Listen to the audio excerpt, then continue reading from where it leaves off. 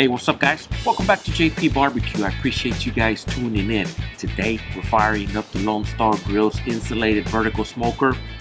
We're going to do some delicious St. Louis cut style spare ribs. You guys stay tuned. I'm going to show you how these ribs come out doing the JP style. Check it out.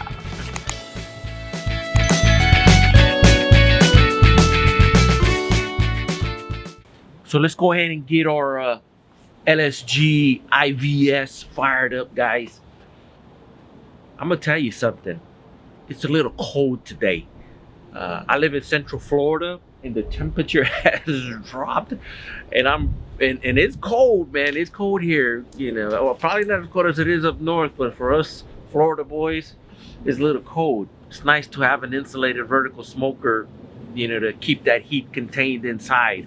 So let me show you what we got.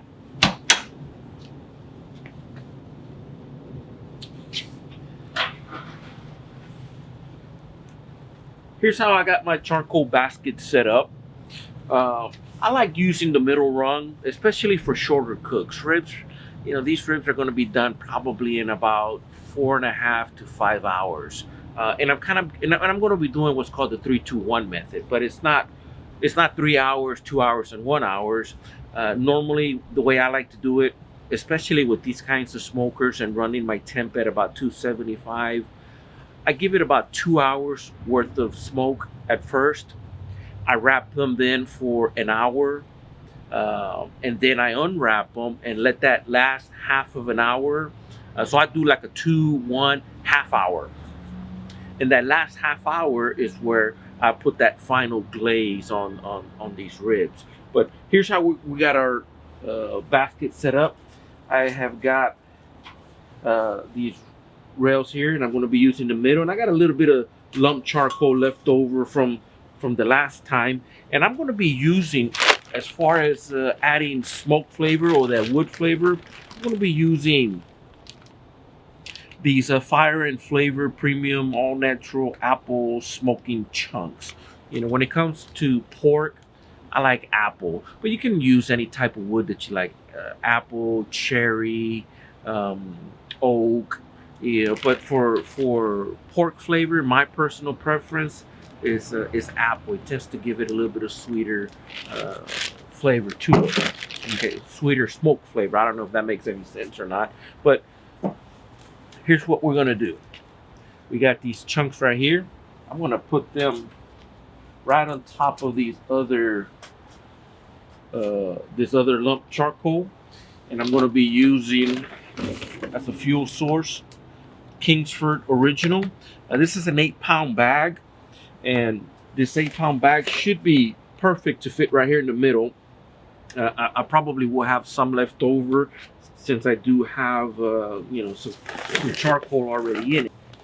A bit more, and I'm going to leave this spot up here in the front open, and I'm going to put some in the chimney basket. Let's get these charcoals fired up.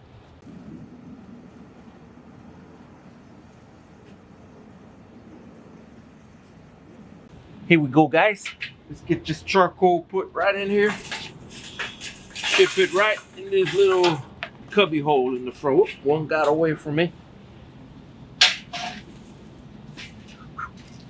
That's the nice thing about these gloves. These are actually welder's gloves, and you can kind of touch the charcoal with it. Probably not for too long, because you know eventually the heat will get through it. But you know, like if you drop a charcoal and you need to pick it up really quick, you know, you can do so. But you know, but that's what I use. They sell gloves that are rated for like 1,000 degrees Fahrenheit, you know, but these seem to work, you know, just fine.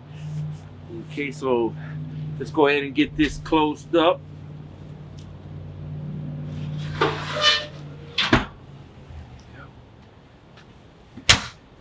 And get our temp probes put in.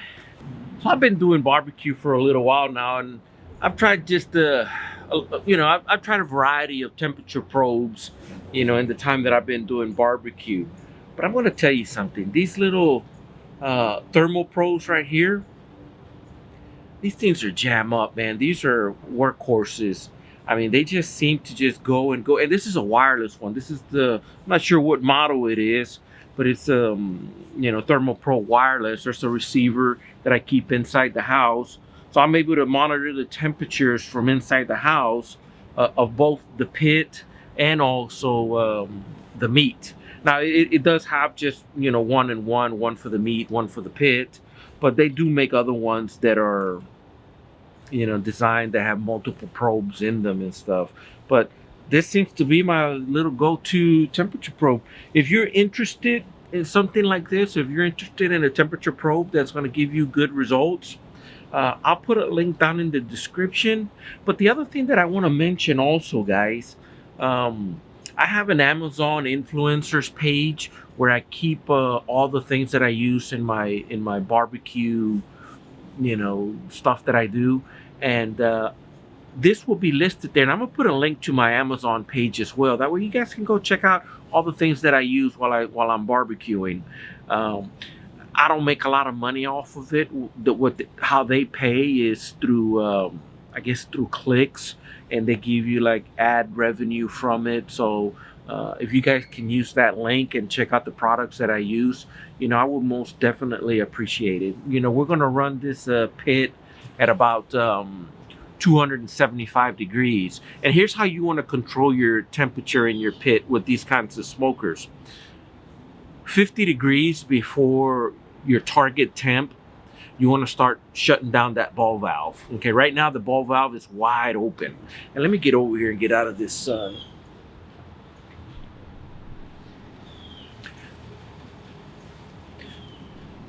Right now that ball valve is wide open. So the way you control the temperature for these pits is 50 degrees before your target temp. You want to start shutting that ball valve down some. You want to close it to about half. 50 degrees before your target temp, close that ball valve to half.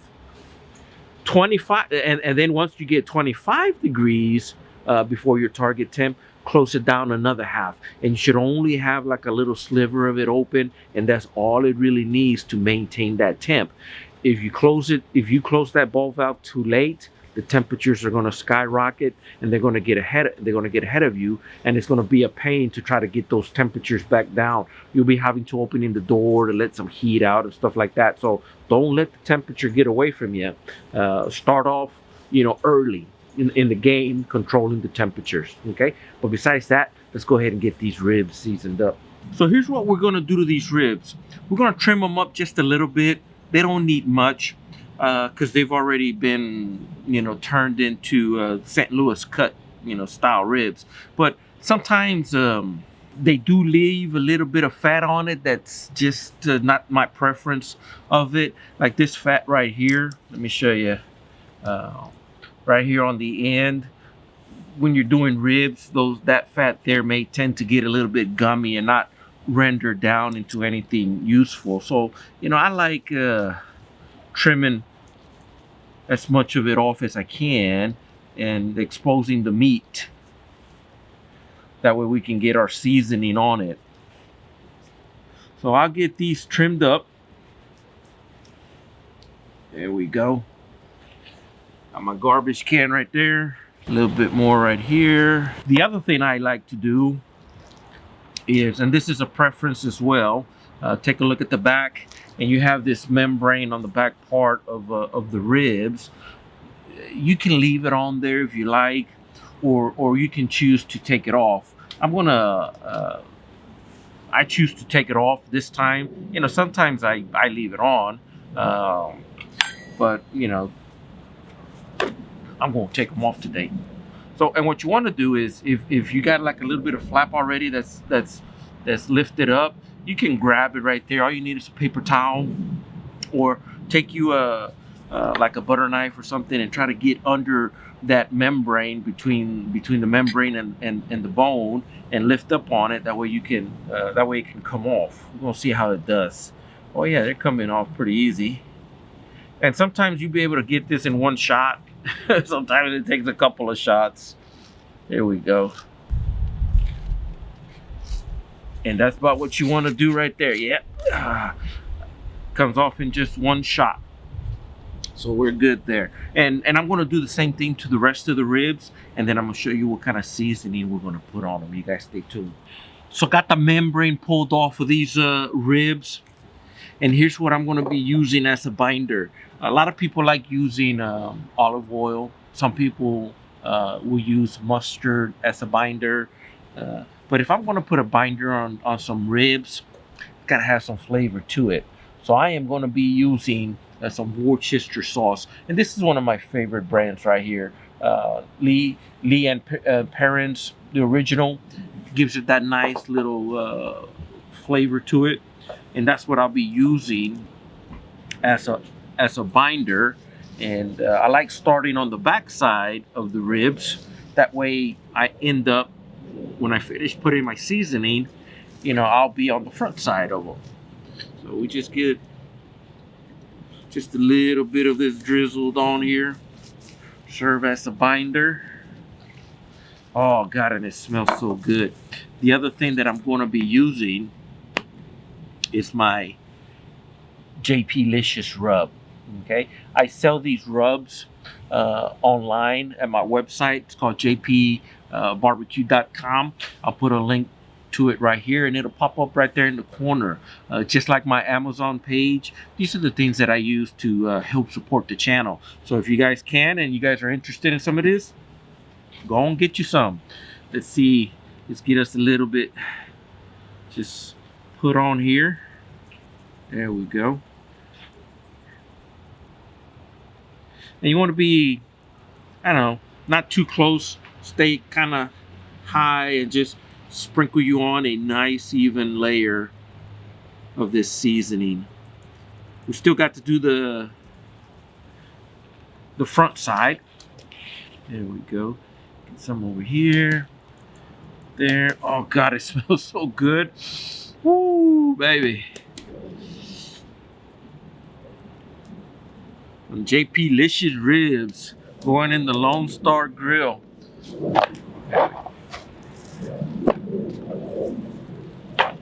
All right, a little bit more of this Worcester sauce.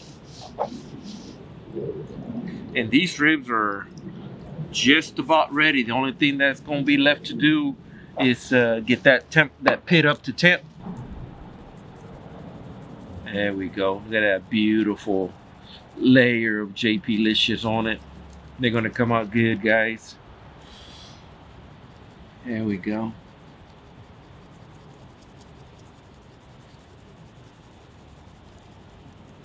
Yes sir, yes sir. These are gonna be fantastic. And the nice thing about this this seasoning, it has a nice little effect on the ribs, on the meat. It tends to draw the moisture out, and the color on these ribs are just going to be fantastic. A little bit right there, and these ribs, oh, gotta get some on the bone ends. Can't forget about that. We are gonna eat good today, guys. There we go. So all that's left to do, wait for that smoker to come up to temp, and we'll be ready to put these in. So our smoker's coming up to temp, guys. It's actually maybe a degree or two below 275. You know, that's close enough. What happens is, as you're getting closer to your target temp and you start closing that ball valve, the temperature will still keep creeping up, but it should slow down. And for me, it's worked perfect.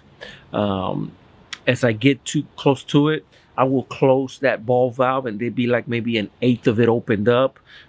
Sometimes I do have to control the damper up at the top just to slow the amount of airflow going through it. But in most cases, I just leave that thing wide open and just control the temp with the bottom ball valve. But let's go ahead and get these ribs in there. These ribs look absolutely delicious. This JP Licious rub really adds a beautiful color to the ribs. It just draws the moisture out, and as you can see, you know, there's nice little puddles of moisture right on top of the ribs. And but hey, enough talking. Let's just go ahead and get these in there.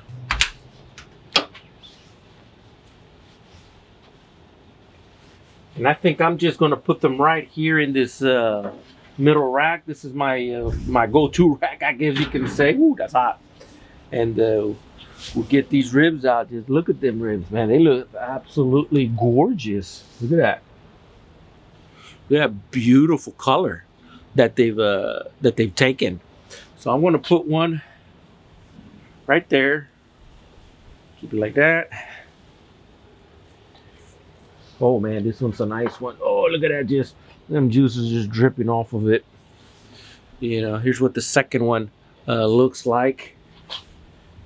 And one more. There we go. So 3 racks of St. Louis cut style spare ribs is what we're gonna have today, and we'll keep an eye on them, see how they're doing. So it's about 10 o'clock. I'll check it in an hour, hour and a half. Let me close this back up. I'll check them in about an hour, hour and a half, maybe 2 hours. At the 2-hour mark, I'm probably gonna wrap them in aluminum. Here we go, guys. These ribs have been in there for about 2 hours. A little bit over 2 hours, maybe 2 hours and 15 minutes. They've taken on a beautiful color, just gorgeous red mahogany color on these ribs. They've taken on enough smoke flavor. It's time to get them wrapped, get them nice and tender. So we're gonna wrap them in aluminum, sauce them up a little bit, and then get them back in there. Let me go ahead and pull one out so you guys can check it out. Look at this. That is a gorgeous, gorgeous looking color.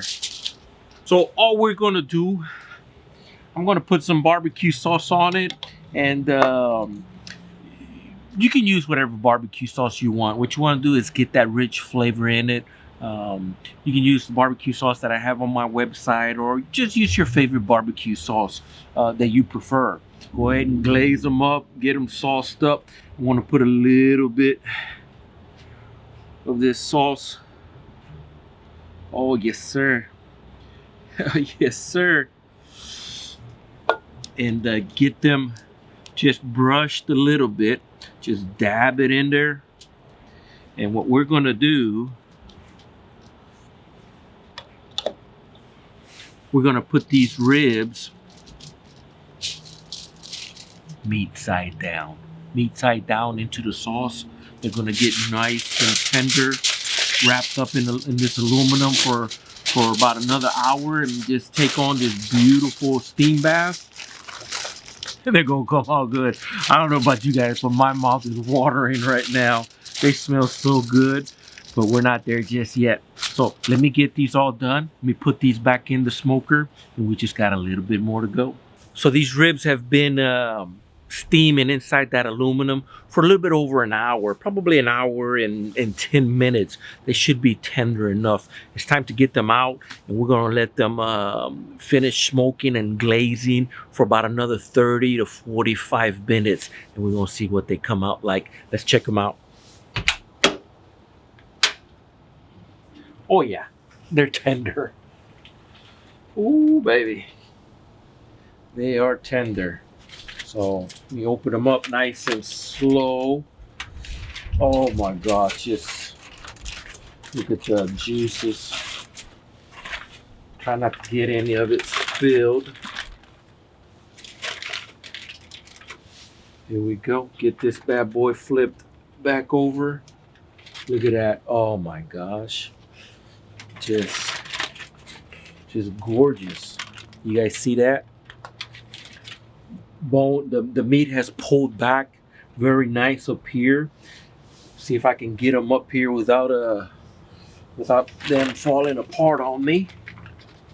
And I might just take this out just a little bit more. Here we go. Oh yeah, they're good. Look at that. That is a beautiful, gorgeous color. Ooh, yeah, they're nice and hot. Get them back in there. So this, Let me leave that aluminum right there for right now. And we're gonna get this rib glazed up. I'm gonna be using my barbecue sauce. Put this final glaze on them. There we go. About what they look like. Looking beautifully. It's gorgeous. Let's see if I can give you guys a nice little angle shot of it. Look at that. Oh yes, sir. I'm gonna do the exact same thing to the other two ribs, and we got about another 30-45 minutes and we'll be ready to eat. Hey guys, these ribs are done. Let's get them out of the smoker, see what they're all about.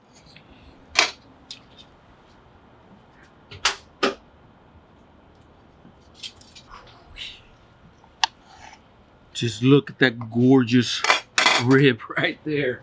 Let's go ahead and cut into them, see what they're all about. Here we go. Just find you a nice little bone and just go right down the side of it. You want to take this one right here. Ooh, yes sir. They took on a nice little smoke ring. Not a big smoke ring, but you know, it's there. It's there enough that you can see it. But here's the real thing. Let's see how tender they are. Oh wow, look at that. You can see the juices. Yes sir. You know, just nice and tender. Let's take a bite out of it. And juicy. Here we go. Oh my God.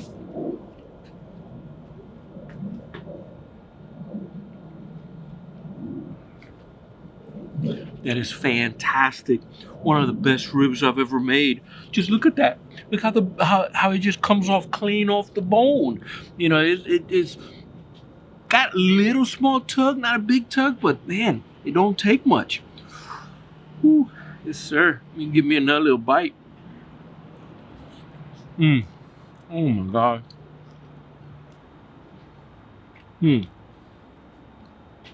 Them ribs are fantastic, guys. If you haven't tried the JP Licious sauce, JP rub, perfect combination to make some St. Louis cut style spare ribs. So I'm gonna go ahead and finish cutting these up. I gotta feed the family, but I want to tell you first, do me a favor, hit that subscribe button, give it a thumbs up and share it with your friends. Also, if you're interested in any of the products that I have, you know, go down to my website. I'm gonna put a link right here and it'll pop up right there. Go out there, check out my website. It'll show you all the products that I have. The other thing I want to share with you guys, if you're interested in any of the barbecue things that I use, visit my Amazon store. I'm gonna put that link down there in the bottom. I appreciate you guys if you do. And besides that, I gotta finish cutting these up so we can eat. I will talk to you guys later. Have a wonderful day. I love y'all. Y'all take care, and I see you on the next cookout. I'm gonna eat me some ribs. Yes, sir. They're good.